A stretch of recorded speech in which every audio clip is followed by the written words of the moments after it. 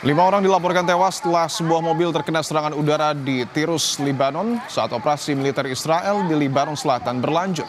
Rekaman menunjukkan momen ledakan dan asap membumbung tinggi. Serangan drone itu menyebabkan sejumlah kendaraan rusak dan puing-puing berserakan usai ledakan.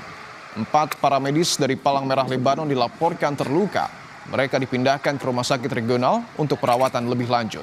Belum ada pernyataan apapun dari Israel atas serangan ini. Serangan menyusul baku tembak baru antara Iran dan Israel. Eskalasi ini mengancam akan merusak upaya diplomatik untuk mengakhiri perang yang dimulai dengan serangan bersama Amerika Serikat Israel di Iran pada 28 Februari lalu.